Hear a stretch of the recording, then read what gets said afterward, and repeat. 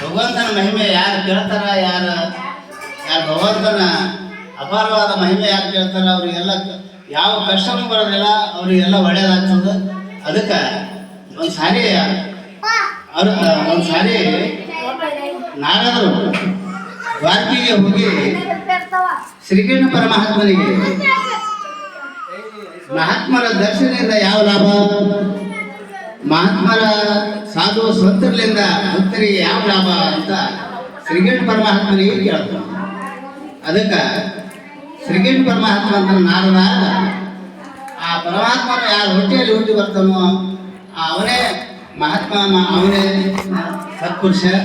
ಸತ್ಪುರುಷನಾದ ನಿನಗೆ ಬೇರೆ ಒಂದು ರೀತಿಯಲ್ಲಿ ನಾನು ನಿನಗೆ ಮನವರಿಕೆ ಮಾಡಿ ಕೊಡ್ತೀನಿ ಅಂತ ಶ್ರೀಕೃಷ್ಣ ನಾರದರಿಗೆ ಹೇಳ್ತಾನೆ. ಏ ನಾರದ, ಆ ಬೇಲಿ ಮೇಲೆ ಓತಿ ಕಾಟದ ಆ ಓತಿ ಕಾಟಿಗೆ ಹೋಗಿ ನೀ ಕೇಳು, ಅದು ನನಗೆ ಉತ್ತರ ಹೇಳ್ತದ. ಆಯ್ತ್ರಿ ಪರಮಾತ್ಮನ ಅನುಗ್ರಹ, ನಿದ್ದೆ ಅನುಗ್ರಹ ಅಂತೇಳಿ ಹೋಗಿ ನಾರದರು ಆ ಬೇಲಿ ಮೇಲೆ ಓತಿ ಕಾಟಿ ಇರ್ತದ, ಆ ಓತಿ ಕಾಟಿಗೆ ಹೋಗಿ ಕೇಳ್ತಾನೆ. ಮಹಾತ್ಮನ ದರ್ಶನದಿಂದ ಯಾವ ಲಾಭ, ಸತ್ಪುರುಷರ ದರ್ಶನದಿಂದ ಯಾವ ಲಾಭ ಅಂಥೇಳಿ ನಾರದ ಕೇಳಿದಾಗ ಆ ಓತಿ ಕಾಟ ಬೇಲಿ ಮೇಲೆ ತೆಳಗೆ ಬಿದ್ದು ಕಪ್ಪಂತ ಬಿದ್ದು ಸತ್ತು ಒದ್ದಾಡಿ ಸತ್ತು. ಅವಾಗ ನಾರದ ಹಣಿ ಪಡ್ಕೊಂಡ, ನಾನು ಕೇಳಿದ ಉತ್ತರಕ್ಕೆ ಮರಣನೇ ಆಯ್ತು, ಇದು ಎಂಥ ಪಾಪ ಬಂತು ನನಗೆ ಅಂಥೇಳಿ ತಿರುಗಿ ಬಂದು ಸುಸ್ತಾಯಿ ನನ್ನ. ಅವಾಗ ಶ್ರೀಕೃಷ್ಣ ಪರಮಾತ್ಮ ಕೇಳ್ತಾರೆ, ಯಾಕೆ ನಾರದ ಓತಿ ಕಾಟಿ ಏನು ಹೇಳಿಲ್ಲವೇ ಸ್ವಾಮಿ? ಹೇಳೋದು ಯಾಕೆ? ಕೇಳೋದ್ರಷ್ಟರಲ್ಲಿ ಅದು ಭೂಮಿ ಮೇಲೆ ಬಿದ್ದು ಒದ್ದಾಡಿ ಸತ್ತು ಹೋಯ್ತು. ಹೋಗಿ ಬಿಡು, ಅದಕ್ಕೆ ಏನಾರ ಜಡ ಆಗಿರ್ಬೇಕು. ಆ ಗಿಡದಾಗ ಗಿಳಿ ಕುಂತದ, ಆ ಗಿಳಿಗೆ ಕೇಳು, ಅದನ್ನ ಉತ್ತರ ಹೇಳ್ತದ. ಆಯ್ತು, ಯಾಕಾಗಲಕ್ರಿ ಅಂತ ಹೇಳಿ ನಾರದರು ಆ ಗಿಳಿಗೆ ಹೋಗಿ ಕೇಳಿದ್ರು, ಮಹಾತ್ಮರ ದರ್ಶನದಿಂದ ಯಾವ ಲಾಭ, ಸತ್ಪುರುಷರ ದರ್ಶನದಿಂದ ಯಾವ ಲಾಭ ಅಂಥೇಳಿ ಏ ಗಿಳಿ ಅಂತ ಅಂದ್ಬಿಟ್ರೆ, ಗಿಳಿ ನಾರದರಿಗೆ ನೋಡಿದ ತಕ್ಷಣ ಗಿಡದ ಮೇಲಿನ ಭೂಮಿ ಮೇಲೆ ಬಿದ್ದು ಒದ್ದಾಡಿ ಸತ್ತು. ಅವಾಗ ನಾರದರಂದ್ರು, ಒಂದಲ್ಲ ಎರಡು ಮರಣ ಆಯ್ತು ನನ್ನಿಂದ, ಮಹಾಪಾಪ ಆಯ್ತು ನನಗೆ ಅಂತ ತಿರುಗಿ ಬಂದು ದ್ವಾರಕೆಗೆ ಬಂದು ಸುಮ್ಮನಿಂದ. ಅವಾಗ ಶ್ರೀಕೃಷ್ಣ ಯಾಕೆ ನಾರದ್ರೆ ಗಿಳಿ ಏನು ಹೇಳಿಲ್ಲವೇ? ಹೇಳೋದು ಯಾಕೆ ಸ್ವಾಮಿ, ಹೇಳೋದು ಯಾಕೆ ಸ್ವಾಮಿ? ನಾ ಹೇಳೋದಷ್ಟರಲ್ಲಿ ಅದು ಬಿದ್ದು ಒದ್ದಾಡಿ ಸತ್ತು ಹೋಯ್ತು. ಅಲ್ಲಿ ಬಿಡು, ಅದಕ್ಕೇನೋ ಜಡ ಆಗಿರ್ಬೇಕು. ಆ ಬೈಲಾಗ ಆಕಳ ಮೇಲಿಕತ್ತದ, ಆ ಆಕಳಿಗೆ ಹೋಗಿ ಕೇಳು, ಅದು ನಿನ್ಗೆ ಉತ್ತರ ಹೇಳ್ತೇನೆ ಅಂತ ನಾರದಂತಾನ. ಸ್ವಾಮಿ, ಗೋಹತ್ಯೆ ಮಹಾಪಾಪ, ನನ್ನಿಂದ ಗೋಹತ್ಯೆ ಮಾಡಿಸ್ಬೇಕ ನೀವೇ ಸ್ವಾಮಿ? ಇಲ್ಲ ಹಾಗೇನಿಲ್ಲ, ನೀವು ಹೋಗಿ ಕೇಳು, ಅದು ನಿನಗೆ ಉತ್ತರ ಹೇಳ್ತೇನೆ. ಆಯ್ತ್ರಿ ಅಂತ ಹೇಳಿ ಬೈಲಾಗ ಆಕಳ ಮೇಯ್ತಿತ್ತು. ಅಲ್ಲಿಗೆ ನಾರದರು ಹೋದರು. ಹೋಗಿ ಮಹಾತ್ಮರ ದರ್ಶನದಿಂದ ಯಾವ ಲಾಭ, ಸತ್ಪುರುಷರ ದರ್ಶನದಿಂದ ಯಾವ ಲಾಭ ಅಂಥೇಳಿ ಆಕಳಿಗೆ ಕೇಳಿದಾಗ ಆಕಳಿಗೆ ನಾರದರು ನೋಡಿ ತನ್ನಂತ ಭೂಮಿ ಮೇಲೆ ಬಿದ್ದು ಒದ್ದಾಡಿ ಸತ್ತು ಹೋಗ್ಬೋದು. ಅವಾಗ ನಾರದರು ಹಣೆಗಳು ಗೋಹತ್ಯೆ ಮಹಾಪಾಪ ಆಯ್ತಲ್ಲ, ನಾನು ಮಹಾಪಾಪ ಆಯ್ತು ಅಂತ ಹೇಳಿ ತಿರುಗಿ ಬಂದು ಸುಸ್ತಾಗಿ ನಿಂತರು. ಅವಾಗ ಶ್ರೀಕೃಷ್ಣ ನಗಲಿಕ್ಕೆ, ಯಾಕೆ ನಾರದ ಸುಸ್ತಾಗಿರಲ್ಲ ಅಪ್ಪರೇ, ಆಕಳು ಸತ್ತು ಹೋಯ್ತು, ಗೋಮಾತೆನೂ ಸತ್ತು, ನನಗೆ ಮಹಾಪಾಪ ಹೆಂಗ ಅವಕ್ಕೆ ಆಗಿರ್ಬೇಕು. ಇವತ್ತಿನ ಈ ರಾಜನ ಮಗ, ಈ ಪಟ್ಟಣದ ರಾಜ ಗಂಡು ಕೂಸು ಹೇಳ್ತಾರೆ, ಆ ಕೂಸಿಗೆ ಹೋಗಿ ಕೇಳು, ಇವತ್ತೇ ಹುಟ್ಟಿ ಅದು ಕೂಸ, ಆ ಕೂಸಿಗೆ ಹೋಗಿ ಕೇಳು, ಅದು ನನಗೆ ಉತ್ತರ ಹೇಳ್ತಾರೆ. ಅವಾಗ ನಾರದ್ರಂದ್ರು ಕೈಕಾಲು ಬಟ್ಟೆ, ಏನೋ ಪಶು ಪಕ್ಷಿಗಳು ಇರ್ತಾನೆ, ನಾ ಕೇಳ್ದ ಹೇಳ್ದೋ ಸತ್ತು, ರಾಜರಿಗೆ ಆದ್ರ ನನ್ನ ವ್ಯವಸ್ಥೆ ಏನು ಅಂತ. ಹಂಗಿಲ್ಲ, ಹಂಗೇನು ಆಗಂಗಿಲ್ಲ, ನೀವು ಹೋಗಿ ಕೇಳು, ಅದು ಏನಪ್ಪ ಅಂದ್ರೆ ಉತ್ತರ ಹೇಳ್ತಾರೆ. ಎಲ್ಲ ನಿನ್ನಾಟ ಗುರುಗಳೇ ಅಂತ ಅಂದು ನಾರಾಯಣ ಅಂತಃಪುರಕ್ಕೆ ಹೋಗಿ ರಾಜರಿಗೆ ಈ ವಿಷಯ ಕಳಿಸ್ತಾರೆ. ಅವಾಗ ರಾಜರಿಗೆ ಎಲ್ಲ ವಿಷಯ ಹೇಳಿದ ಮೇಲೆ ರಾಜರಿಗೆ ಅವ್ರು ಸನ್ಮಾನ ಮಾಡಿ ನಾರದರಿಗೆ ಕರ್ಕೊಂಡು ಹೋಗಿ ಶಿವಾಸನ ಕುಂದಿಸಿ ಸನ್ಮಾನ ಮಾಡಿ ಆ ಕೂಸಿಗೆ, ಅವತ್ತೇ ಹುಟ್ಟಿದ ಕೂಸಿಗೆ ರಾಜ ಇದು ನಾರದರ ತಂದಿಡ್ಲಿಕ್ಕೆ ಆರ್ಡರ್ ಆಗ್ತದೆ. ಅವಾಗ ದಾಸಿಯರ ಮುಖಾಂತರ ಕೂಸನ್ನು ತಂದು ನಾರದರ ಇಡ್ತಾರೆ. ಅವಾಗ ನಾರದರು ಕಕ್ಕಿ ಬಿಕ್ಕಿಯಾಗಿ ನೋಡ್ತಾರೆ. ಪರ್ಸನಿಗೆ ಕೇಳ್ಬೇಕಂದ್ರೆ ಕಕ್ಕಿ ಬಿಕ್ಕಿಯಾಗಿ ಸುತ್ತ ನೋಡ್ಲಿಕ್ಕರು. ಅವಾಗ ಕೂಸು ಮಹಾತ್ಮರ ದರ್ಶನದಿಂದ ನಾನು ಓತಿ ಕಾಟ ಆದಾಗ ತಮ್ಮಂತ ಸತ್ಪುರುಷ ದರ್ಶನ ಆಯ್ತು. ನಿಮ್ಮ ದರ್ಶನದಿಂದ ನಾನು ಮುಂದೆ ಗಿಳಿಯಾಗಿ ಹೋಗ್ತಿದ್ದೆ. ಗಿಳಿಯಾದವನು ಬಂದು ನಿಮ್ಮ ದರ್ಶನ ಮಾಡಿದ್ರಿ. ನಿಮ್ಮಂತ ಸತ್ಪುರುಷ ದರ್ಶನದಿಂದ ಆ ಜನ್ಮ ನೀಗಿ ನಾನು ಆಕಳಾಗಿ ಹೋಗಿದ್ದ. ಆಕಳಾದವನು ತಮ್ಮಂತ ಮಹಾತ್ಮರ ದರ್ಶನ ಆಯ್ತು. ಆ ಜನ್ಮ ನೀಗಿ ನಾನೀಗ ರಾಜ ಆಗಿ ಹುಟ್ಟಿದ್ದೆ. ತಮ್ಮಂತ ಸತ್ಪುರುಷರ ದರ್ಶನದಿಂದ ನಾ ಈಗ ರಾಜ ಆಗಿದ್ದೇನೆ ಅಂತ ಹೇಳಿ ಗುರುಗಳಿಗೆ ವಂದನೆ ಅಂತ ಕೂಸು ಹೇಳಿ ಕೂಸು ಸುಮ್ಮನಾಯ್ತು. ಅವಾಗ ನಾರದರಂದ್ರು ಭಗವಂತನ ಲೀಲೆ ಅಪಾರವಾದದ್ದು. ನಾ ಏನೋ ತಿಳ್ಕೊಂಡಿದ್ದ ಭಗವಂತನ ಲೀಲೆ ಜಗತ್ತಿನಲ್ಲಿ ಅಪಾರವಾದ ಮಹಾತ್ಮ ದರ್ಶನದಿಂದ ಇಂತಹ ಲಾಭ ಆಗ್ತದನ್ನಂತ ಮಾತನ್ನು ಹೇಳಿ ನಾರದರು ಹೊರಟು ಒಂದು ಊರಲ್ಲಿ ಈ ಕತೆ ಮುಗಿತು. ಮತ್ತೊಂದು ಕತೆ ಶುರು ಆಗ್ತದ. ಒಂದು ಊರಲ್ಲಿ ಒಬ್ಬ ಕುರುಬ ಭೀಮ ಅಂತ ಒಬ್ಬ ಕುರುಬ ಇದ್ದ. ಅವರು 4 ಮಂದಿ ಕಿವುಡ್ರು ಕತೆ. 4 ಮಂದಿ ಕಿವುಡ್ರು ಆ ಊರು. ಅಲ್ಲಿ ಕುರಿ ಮೇಯಿಸ್ರಾಕ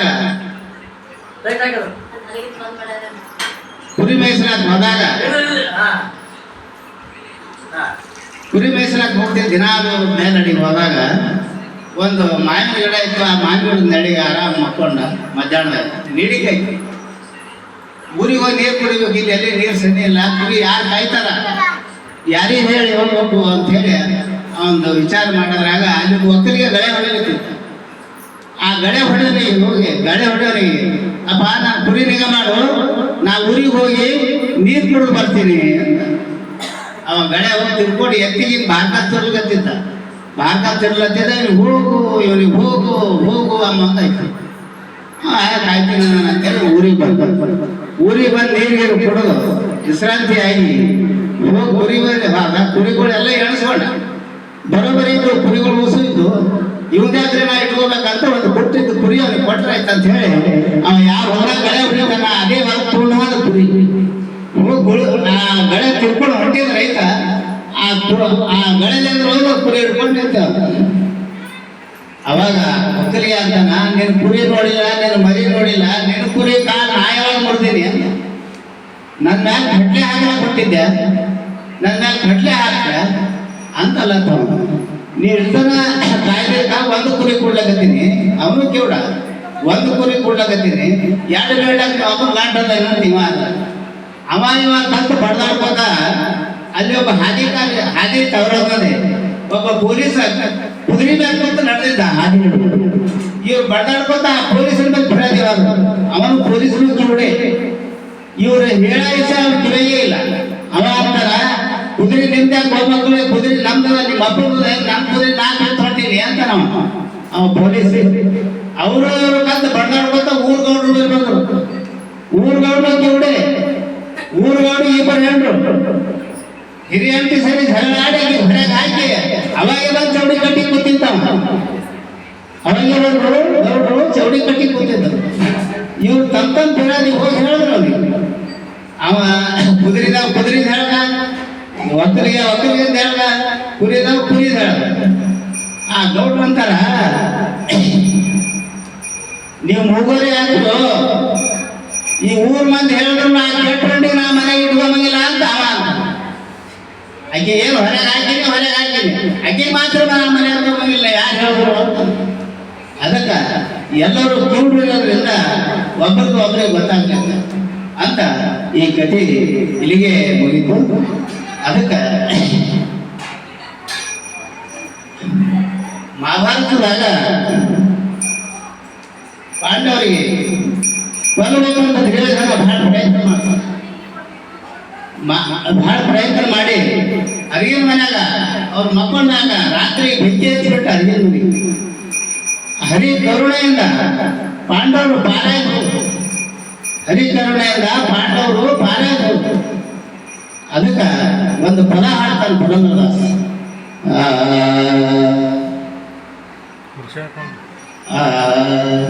ಬೆಂಕಿ ಹಚ್ಚಿದರೋ ಬೆಂಕಿ ಹಚ್ಚಿದರೋ ಪಾಂಡವರಿಗೆ ಬೆಂಕಿ ಹಚ್ಚಿದರ ಸುಡಲಿಲ್ಲ ಪಾಂಡವರು ಬೆಂಕಿ ಹಚ್ಚಿದರೆ ಸುಡಲಿಲ್ಲ ಪಾಂಡವರು ಕಮಲದಲ್ಲೇ ಗೋಯಿಂದ ಇರುವುದರಿಂದ ಬೆಂಕಿ ಹಚ್ಚಿದರ ಸುಡಲಿಲ್ಲ ಪಾಂಡವರು ಬೆಂಕಿ ಹಚ್ಚಿದರೆ ಸುಡಲಿಲ್ಲ ಪಾಂಡವರು ಬೆಂಕಿ ಹಚ್ಚಿದರೆ ಸುಡಲಿಲ್ಲ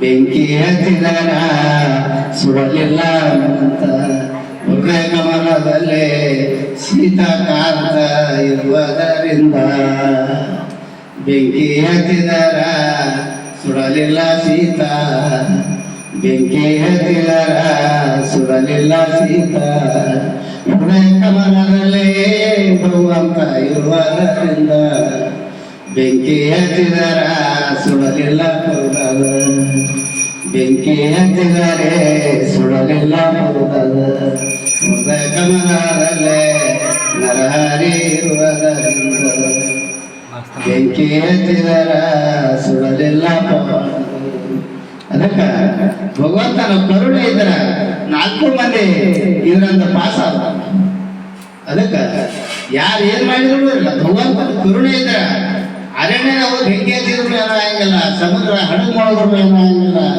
ಅದಕ್ಕೆ ಎಲ್ಲರನ್ನು ಆ ಭಗವಂತನ ಕರುಣೆಯಿಂದ ಪಾರಾಗ್ತಾರಂತ ಮಾತು ಇದು ಹೇಳ್ಬೇಕಾಗ್ಯದ ಇದು ಯಾವಾಗ ಬೆಂಕಿ ಹಚ್ಚಾರಂದ್ರ ಹನುಮಂತ ಲಂಕಕ್ಕೆ ಹೋದಾಗ ಸೀತನ ಸೋದರ ಮಾಡ್ಲಿಕ್ಕೆ ಹೋದಾಗ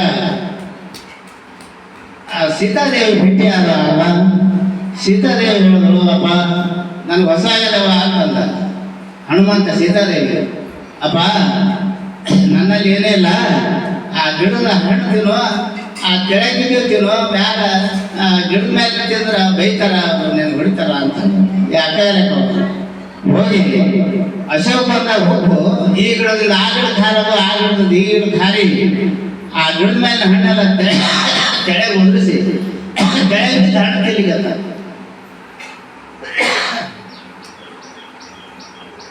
ಇದು ಸುದ್ದಿ ರಾಮನಿಗೆ ಗೊತ್ತಾಯ್ತು ಕೋತಿ ಬಂದು ಅಶೋಕನ ಹುಕ್ಕದ ಅಶೋಕನ ಹಾಳು ಮಾಡ್ಲಿಕ್ಕತ್ತದ ಎಲ್ಲ ಗಿಡಗಳು ಮುರಿಲಿಕ್ಕತ್ತದ ಅಂತೇಳಿ ಸುದ್ದಿ ರಾಜರಿಗೆ ಹತ್ತದಾಗ ಅನೇಕ ಸೈನಿಕರಿಗೆ ಕಾಳು ಹಿಡ್ಕೊಂಡು ಬರ್ಲಿಕ್ಕೆ ಯಾರ ಕೈಯೇ ಸಿಗ್ಲಿಲ್ಲ ಹನುಮಂತ ಈ ಗಿಡದ ಆ ಗಿಡ ಖಾರವ ಆ ಗಿಡದ ಆ ಗಿಡ ಖಾರವ ಎಲ್ಲರಿಗೂ ಯಾರಿಗೂ ಸಿಗ್ಲಿಲ್ಲ ಹನುಮಂತ ಅವಾಗ ಮಗ ಇಂದ್ರಜಿತ ಮಹಾಬಲಶಾಲಿ ಇದ್ದ ಅವನ ಬಾಣಿನ ಹೊಡೆಸದಿಂದ ಚಿಕ್ಕಿ ಹೋಗಿರ್ತೀವ ಅಂತ ಬಲಟೆ ಇದ್ದ ಅವಳ ಬದಲಿಗೆ ಹುಡುಕ ಮಗ ಹೋಗಿ ಹನುಮಂತರಿಗೆ ಸೇತುವೆ ಕಿಚಂಡಿ ಕಟ್ಟಿ ಮೈ ಸುತ್ತದ ಬಾಣ ಹೊಡೆದ ಅವಾಗ ಅವ್ನ ಮೈಯೆಲ್ಲ ಸುತ್ತದ ಬಾಣ ಸುತ್ತಿ ಅವನಿಗೆ ಹುಡ್ಕೊಂಡು ತಗೊಂಬಂದು ತಂದು ರಾವಣನ ಬಾದು ಕೂಡಿಸ್ಲಕ್ ಹೋದ್ರ ಕೆಳಗ ಅವ ಬಾಲ ಸುತ್ತಿ ರಾವಣನಿಗಿನ್ನ ಎತ್ತರ ಕೂರ್ಸ್ಬಿಟ್ಟು ಅವಾಗ ರಾವಣನ ಸಿಟ್ಟು ಬಂತು ಈ ಕೋತಿಗೆ ಬಾಲ ಬೆಂಕಿ ಹಚ್ಚಿರಿ ಅಂತ ಹೇಳಿ ಅವಾಗ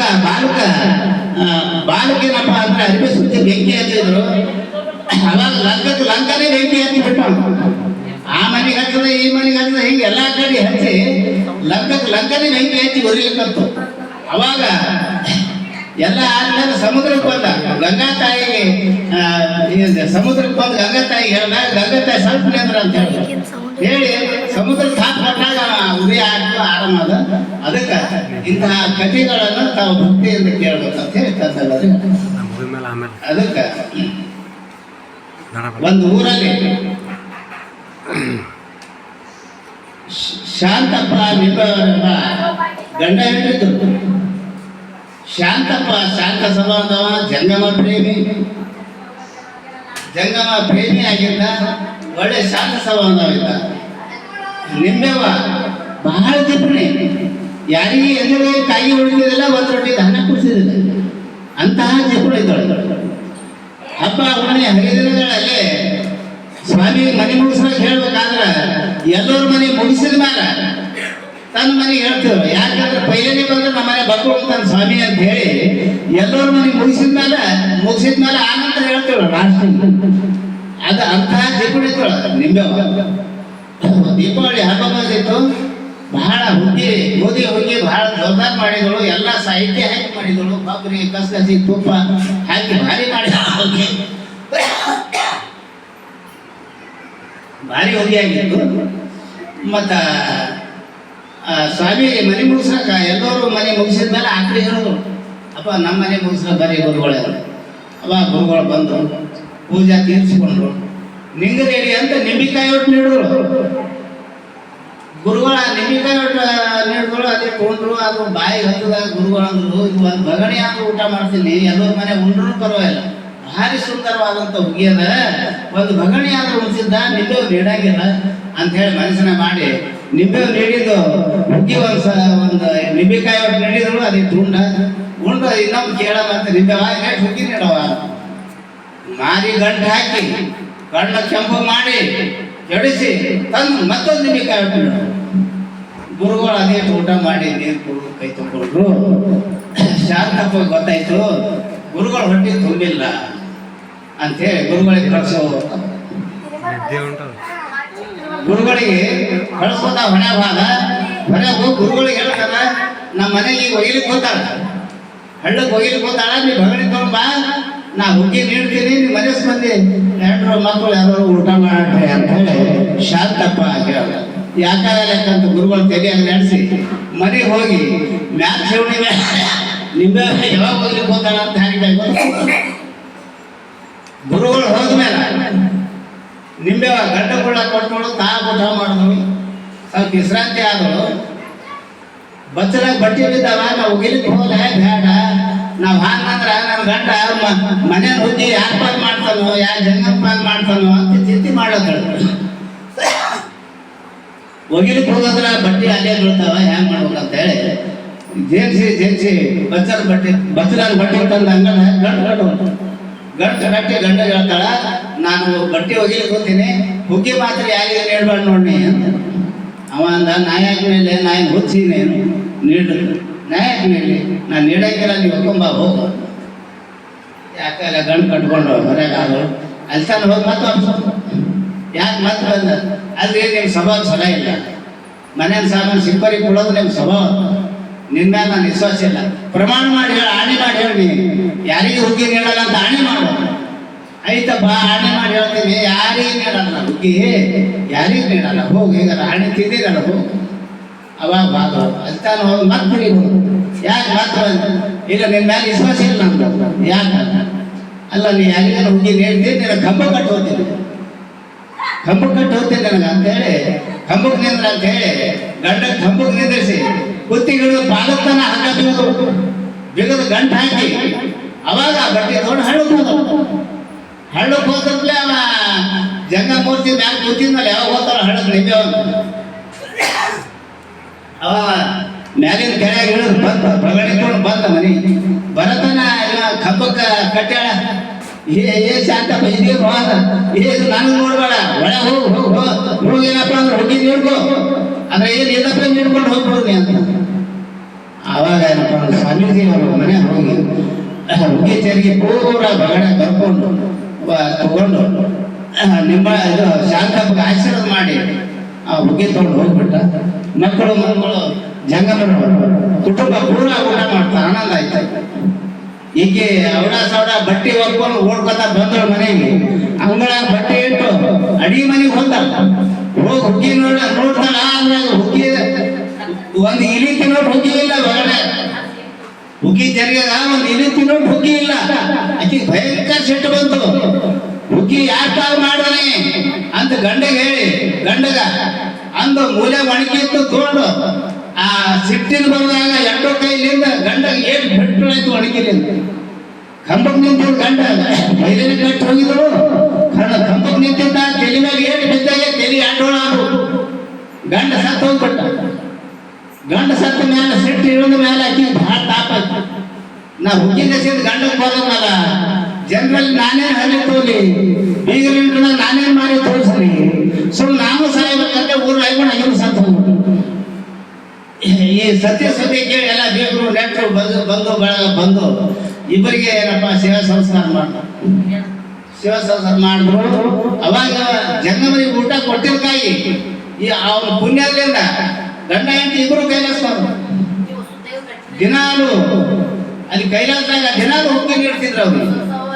ತುಪ್ಪ ನೀಡ್ತಿಲ್ಲ, ಹಪ್ಪಳ ನೀಡ್ತಿಲ್ಲ, ಸೆಡಿ ನೀಡ್ತಿದ್ದಿಲ್ಲ. ನಿಂಬೆ ಮಾಡ್ಗಳು ಗಂಡ ಏನ್ರಿ ದಿನಾಲು ಹುಗ್ಗಿ ನೀಡ್ತಾರ, ಅದೆಲ್ಲ ಸಾಕಾಗ್ತಾರ ನೀಡ್ತಾರ, ಹಪ್ಪಳ ಇಲ್ಲ, ಸೆಟ್ಟಿಗಿಲ್ಲ, ತುಪ್ಪ ಇಲ್ಲ. ಅಲ್ಲ ಭೂಲೋಕದಾಗ ಜಂಗಮರಿಗೆ ನಾವ್ ಏನ್ ನೀಡೀವಿ ಅದೇ ನೀಡ್ತಾರೆ. ನಾವು ಬರೀ ಹುಗ್ಗಿ ನೀಡೀವಿ, ಈಗ ನಾವು ಹುಗ್ಗಿ ನೀಡ್ಲಿಕ್ಕೆ ಹಪ್ಪಳ ಸೆಡಿ ತುಪ್ಪ ನೀಡಿದ್ರೆ ಅದು ನೀಡ್ತಿದ್ರು. ಅಲ್ರಿ ಮ್ಯಾಲ ನೆಗೆಯ ಮೇಲೆ ತುಪ್ಪದ ಚಟಿಗೆ ಇತ್ತಲ್ಲ, ಅದೇ ಯಾಕೆ ನೀಡಬಾರ್ದು ಅಂತ ಗಂಡದ ಸಿಟಿಗೆ ಬಂದಳ. ಅವ ಅಂದ ಒಂದು ಹುಗ್ಗಿ ನೀಡಿದ್ರೆ ನನ್ನ ತಲೆ ಅಡ್ಡೋಳಾಗ್ಯಾವ, ತುಪ್ಪ ನೀಡಿದ್ರೆ ನನ್ನ ತಲೆನ ಸೋಲ್ ಮಾಡ್ತಿದ್ದೇವೆ ನಾನು, ಅದಕ್ಕೆ ನಾನು ನೀಡಿಲ್ಲ ಅಂತ. ಅಯ್ಯ ಅದಕ್ಕೆ ಅಂಜಿನ ಏನಪ್ಪ ಅಂದ್ರೆ ನೀಡಲಾರ್ದ್ರೆ ನಮ್ಗೆ ತುಪ್ಪದ ವಾಸನೆ ಇಲ್ಲ ನಮ್ಮ ಅಂತ ಗಂಡಗ ಅನ್ಸಿಟ್ ಮಾಡೋ. ಇಂಥ ಹೆಣ್ಮಕ್ಳು ಇರ್ತಾರೆ ಜಗತ್ತಿನಲ್ಲಿ ಅಂತ ಈ ಕವಿಗಳು ಈ ರೀತಿ ಬರ್ತದೆ. ಅದಕ್ಕೆ